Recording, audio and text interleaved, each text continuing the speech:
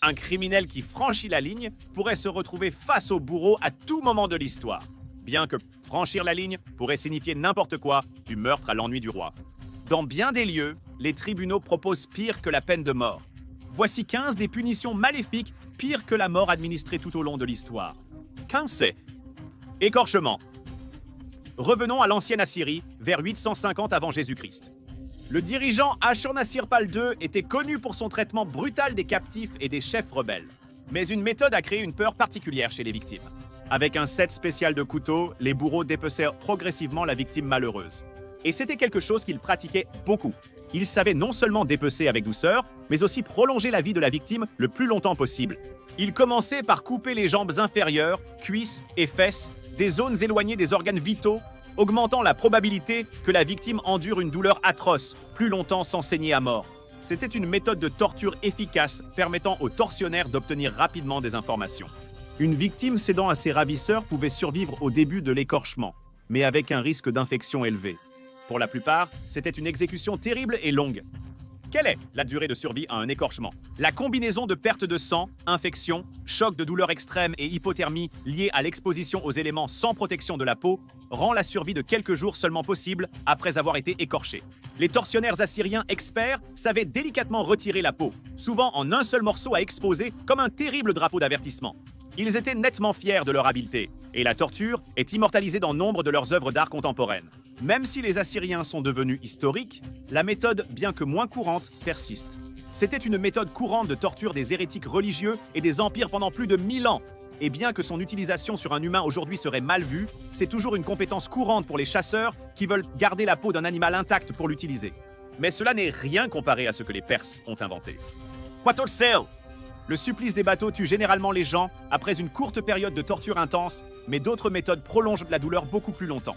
Quand un soldat nommé Mithridate a assassiné le frère du roi voulait qu'il souffre. Malgré la tentative de coup d'état du frère du roi, cela n'avait pas d'importance. Il a commandé l'embarquement du soldat. C'était plus grave qu'un exil.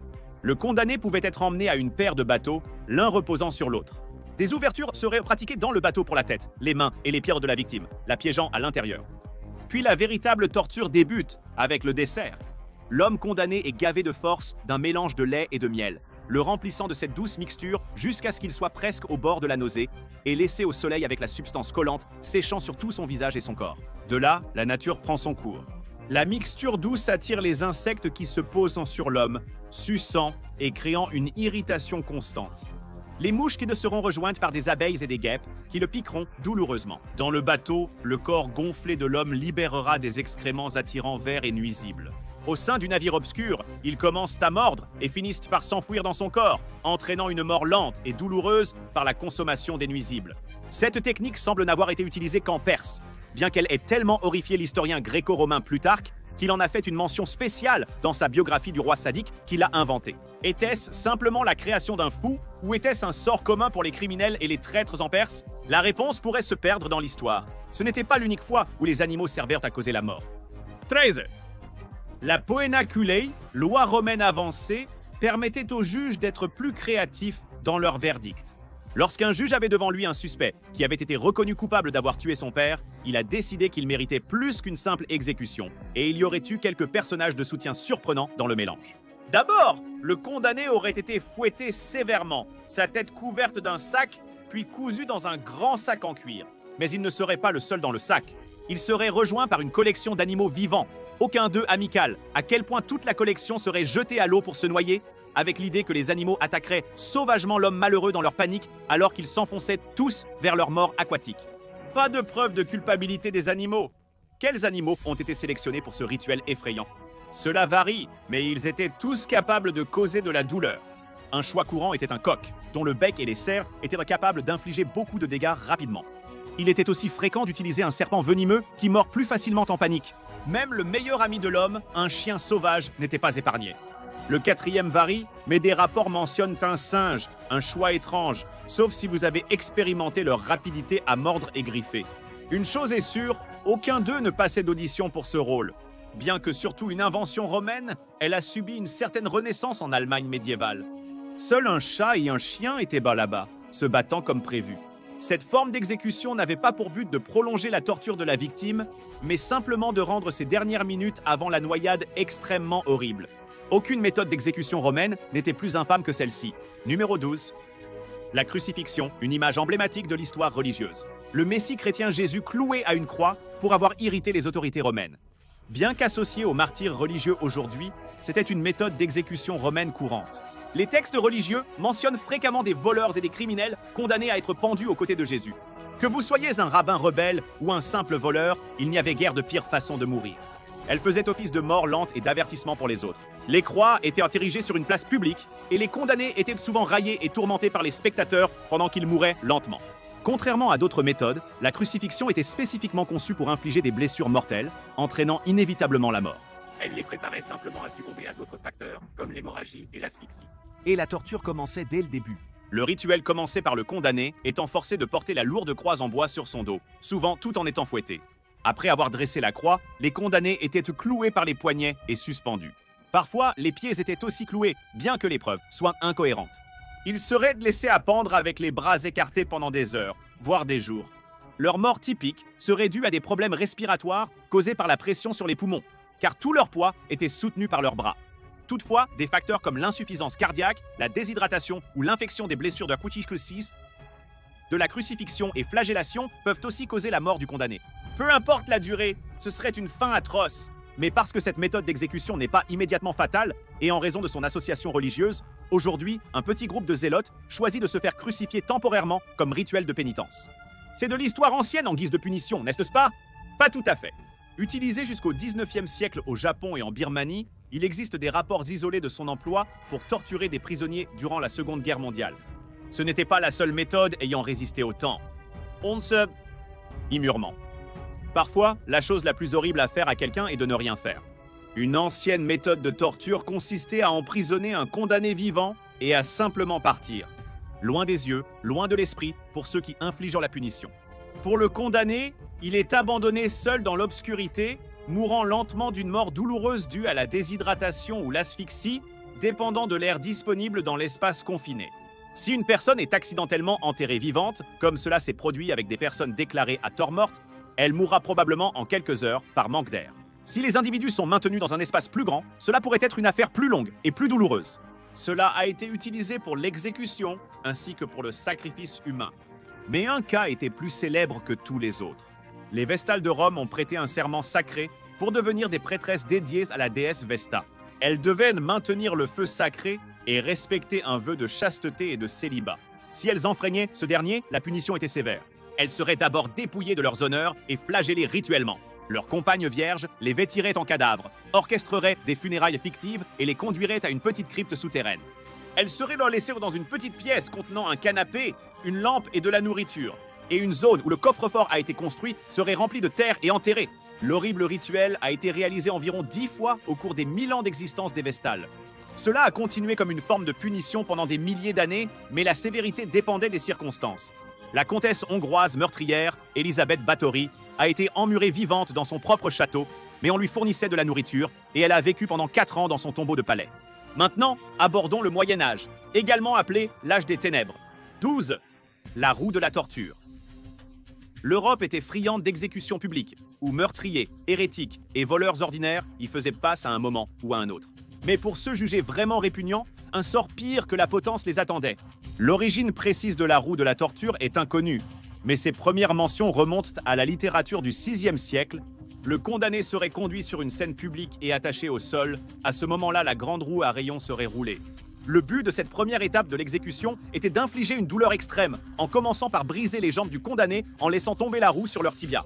Parfois, cela serait suivi par la mise à mort du détenu en laissant tomber la roue sur leur cou, mais ce n'était pas courant, car le public demandait plus de sang que cela.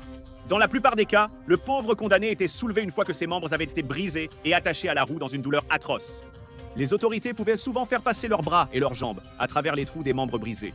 La roue de torture était tissée sur un poteau, le détenu était ensuite laissé pour mort, décapité ou brûlé vif. Le corps était fréquemment exposé sur la roue pour que les charognards agissent, évoquant une crucifixion. Il y avait néanmoins toujours une solution. Si le condamné tombait de la roue encore vivant ou survivait à l'exécution, on considérait qu'il avait été épargné par Dieu. Leurs blessures étaient à vos traités, ils étaient souvent pardonnés de leurs crimes, se retrouvant ainsi dans la situation unique d'avoir survécu à l'une des punitions les plus sévères de l'histoire humaine.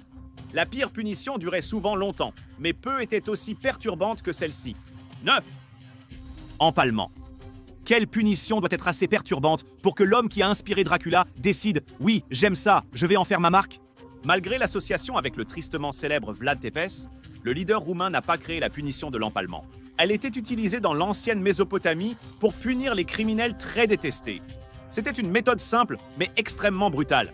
On prend une grande pique aiguisée et on l'insère par l'arrière du malheureux condamné, puis on la pousse jusqu'à ce qu'elle ressorte par la bouche, causant presque toujours des dommages mortels. Ils étaient censés servir de message car la pique était ensuite levée et plantée dans le sol, avec la victime toujours attachée à celle-ci. Dans les cas les plus brutaux, des chants de ces victimes étaient plantés, comme un sinistre avertissement à quiconque pensait envahir le territoire.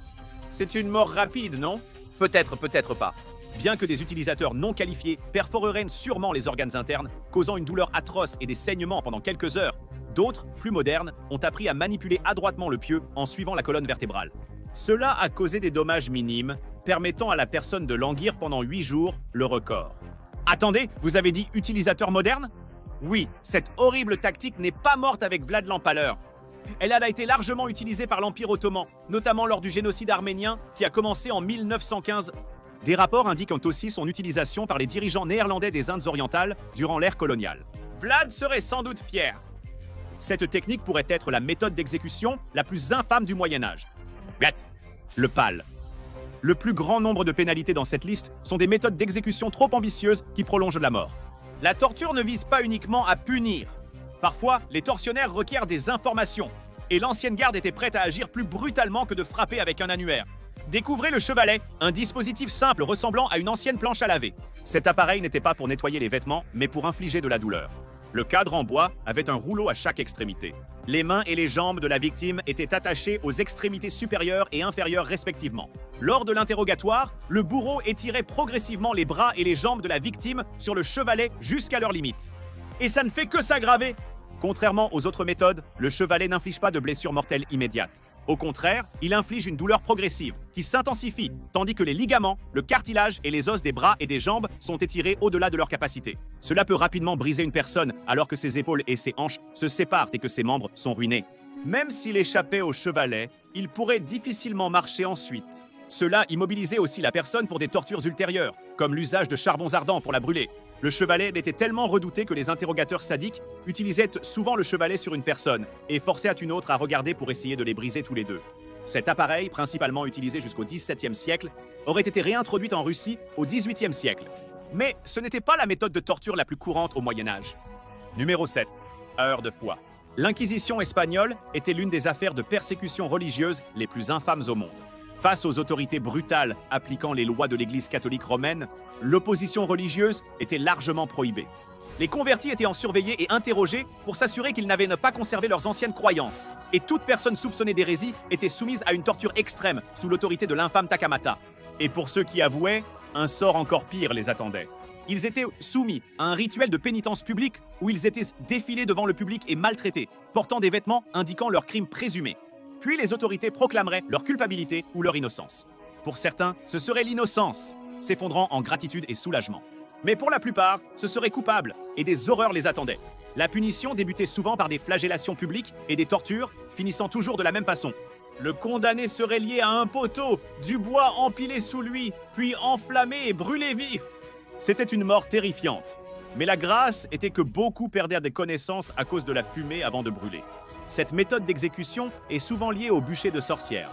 Mais la majorité des victimes brûlées vivaient entre le 15e et le 19e siècle, étaient des minorités religieuses ou des détracteurs du dogme et des méthodes de l'Inquisition en Europe. Malgré les rumeurs, aucune sorcière n'a été brûlée à Salem, accusée ou non. Toutes ces punitions ne sont pas célèbres, mais la suivante n'en est pas moins dégoûtante. 6. Schwedentrunk. Ah, la boisson suédoise. Ça semble délicieux, comme un soda aux érelles. Pour ceux envahis par les Suédois pendant la guerre de 30 ans, au XVIIe siècle, ce n'était pas une situation à prendre à la légère. Ce n'était pas tant une punition traditionnelle qu'une méthode de torture et de vol utilisée par des soldats impitoyables, dont beaucoup étaient à court de provisions et avaient l'intention de les prendre aux locaux par tous les moyens nécessaires. C'est une technique simple. Forcez vos captifs à boire autant qu'ils le peuvent jusqu'à ce qu'ils vous donnent ce que vous voulez. Si vous avez tenté de boire un gallon d'eau pour un défi, vous savez que cela peut vite devenir désagréable, l'estomac ne pouvant en supporter qu'une certaine quantité. Mais ce n'était pas seulement de l'eau à boire. Les soldats suédois attachaient l'individu et versaient un liquide surprise désagréable par un entonnoir dans sa bouche. Parfois c'était de l'eau, parfois de l'eau bouillante, causant d'atroces brûlures internes. Parfois c'est juste répugnant, comme de l'urine ou des eaux usées. Cela pourrait causer un empoisonnement, une infection, voire l'étirement ou l'éclatement de l'estomac en raison de l'énorme quantité de liquide. Certains soldats, cherchant à infliger plus de souffrance, frappèrent le ventre gonflé de la victime et la poignardaient avec des lances. Il n'est pas surprenant que la majorité des victimes de cette torture aient appris à donner aux soldats ce qu'ils demandaient et à espérer que cela les apaise. Traversons maintenant l'étang pour quelque chose moins drôle qu'il n'y paraît. 5. Goudronnage et plumage. Ça ressemble à un gag de dessin animé. Le condamné se fait verser du goudron et devient collant. Et voici les plumes. Il ressemble à un énorme poulet. Ce n'est pas une comédie burlesque. C'est un sort effrayant pour ceux ayant irrité la foule au XVIIIe siècle en Amérique. Leur tradition aurait pu débuter plus tôt. Mentionnée pour la première fois par Richard Poor en 1189, elle n'a pris de l'ampleur qu'avec les tensions montantes dans les colonies britanniques en Amérique du Nord. Des rebelles en colère dans les années précédant la Révolution protestaient contre les lois fiscales en kidnappant des fonctionnaires britanniques ou des informateurs présumés, les enduisant de goudron et les couvrant de plumes pour les humilier publiquement. C'était perçu comme une insulte grave et un amusement pour les rebelles. Mais en réalité, c'était bien pire. Comment rendre le goudron bien collant? Vous le chauffez. Parfois, le goudron versé sur les victimes était bouillant, emportant des morceaux de peau brûlés lorsqu'ils séchaient et se détachaient. Aucun rapport ne mentionne une mort due à un goudronnage et plumage. De nombreuses victimes ont souffert terriblement et portent des cicatrices de brûlures permanentes. Après la Révolution, la torture, bien que rare, était difficile à supprimer. Le fondateur mormon Joseph Smith a été goudronné et plumé par des radicaux anti-mormons en 1832 et un fermier germano-américain nommé John Maines a été soumis à la punition en 1912. Son crime? Ne pas soutenir les ventes d'obligations de guerre durant la Première Guerre mondiale et probablement être un germano-américain en guerre. Le prochain pourrait être un peu un dilemme. 4. Accusé d'un crime grave, la sanction est la mort. Jugement par épreuve. La bonne nouvelle est que vous pouvez vous en sortir. Vous avez juste à faire quoi? Le jugement par épreuve, dont la forme la plus courante était le combat, date de l'Antiquité. Il était en fait plutôt juste. Entrez dans l'arène, combattez un homme, survivez et vous êtes libre. Vous voulez prouver que vous êtes innocent de meurtre? Il suffit de commettre cet autre meurtre. Cela tomberait en désuétude, mais certains éléments ont perduré dans les duels fréquents de l'Ouest. Mais dans d'autres cas, les chances étaient contre vous. Ces procès ressemblèrent souvent à une torture, l'accusé étant condamné à un procès par le feu. Dans celui-ci, l'accusé devait simplement marcher pieds nus sur un champ de braise chaude ou tenir un fer rougeoyant. Parfois, l'individu devait simplement réaliser la tâche pénible. Mais généralement, on scrutait des traces de blessures et son innocence n'était reconnue que si elle parvenait à éviter de se brûler. Les chances ne semblent pas bonnes ici, mais une variante du jugement par épreuve était particulièrement sadique. Les sorcières accusées et jugées proclamaient souvent leur innocence. Comment prouvez-vous un élément probablement inexistant? Ceux qui jugeaient les prétendues sorcières avaient une idée. La sorcière accusée serait attachée et immergée dans l'eau pour se noyer.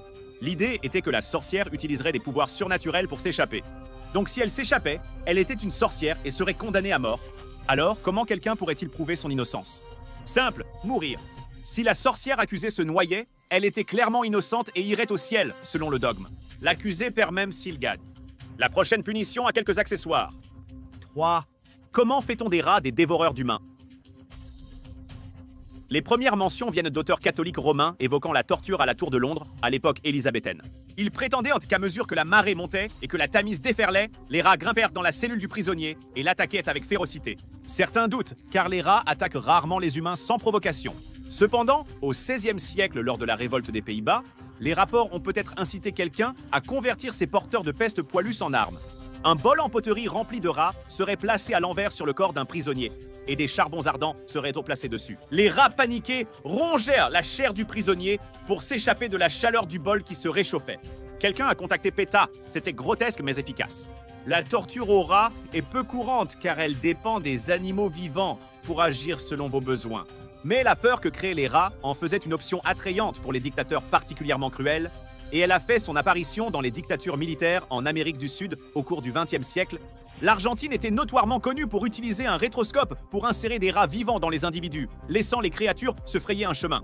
C'est surtout un fait horrifiant du passé, bien qu'en 2010, un homme a menacé sa victime kidnappée avec des rats pour l'obliger à accorder le divorce à sa femme. Cette prochaine torture est particulièrement horrible, car la victime se l'inflige à elle-même. 2. Yubitsume. La scène criminelle du Japon est puissante et secrète, et les agents qui ne remplissent pas une tâche assignée par leur patron font souvent face à une punition sévère. Contrairement aux gangsters américains qui risquent encore de porter des chaussures en ciment, les Yakuza subissent une pénitence différente, moins mortelle mais plus sanglante. Pour expier leurs offenses, ils doivent sacrifier une partie d'eux-mêmes, en particulier un morceau de leur petit doigt. C'est non seulement très douloureux, mais affaiblissant, car le petit doigt est crucial pour tenir fermement la poignée d'une épée. Cela n'a pas empêché son utilisation pendant des siècles. Le membre Yakuza pénitent commence par poser sa main sur un tissu propre. Ils utilisent un tanto, un couteau très tranchant, pour trancher leur petit doigt juste au-dessus de la première phalange. Ils emballent ensuite le bout du doigt et l'offrent au chef du syndicat du crime. Pourquoi le voudrait-il? Traditionnellement, ce rituel servait non seulement de pénitence, mais aussi de moyen de paiement pour les joueurs endettés. La bonne nouvelle est que si l'agent commet une autre erreur, ils peuvent refaire le rituel. La mauvaise nouvelle est qu'ils manqueront finalement de doigts. Parfois, rien n'est plus terrifiant que le néant. La torture blanche. L'isolement est en soi une torture, privant quelqu'un de tous ses conforts et l'isolant de tout contact humain. Généralement, ils ont un sens de l'espace pour s'orienter. La torture blanche place les prisonniers dans une cellule de néant, sans couleur, où murs, sol et plafond sont entièrement blancs. Leurs vêtements sont blancs, et la nourriture qu'ils reçoivent, souvent du riz blanc ou de la bouillie, est aussi blanche. Poussant cela à l'extrême, la cellule est équipée de tubes néons brillants qui empêchent toute ombre de tomber sur la cellule, et la cellule insonorisée ne leur laisse rien d'autre que leur propre esprit, et cet esprit commence lentement à devenir fou. Forme extrême de privation sensorielle, elle a été largement utilisée en Iran contre les dissidents politiques détenus pendant des mois ou des années dans ces cellules. Elle est également apparue au Venezuela, et des groupes internationaux de défense des droits de l'homme ont même accusé les États-Unis de l'utiliser sur des terroristes présumés à Guantanamo Bay en utilisant des lunettes et des cache-oreilles pour bloquer leur sens. Dans tous ces cas, les installations sont surveillées de près, donc tout ce qu'il faut faire est de se fier au rapport des victimes. Beaucoup prétendent que l'extrême privation de sommeil les a rendus incapables de dormir même après leur libération, les hantant pendant des années. Et les enfants? Examinez les châtiments les plus sévères donnés aux enfants dans l'histoire. Pour en savoir plus sur ces effroyables punitions, consultez notre playlist des pires punitions de l'histoire pour découvrir ces peines et bien d'autres de manière explicite.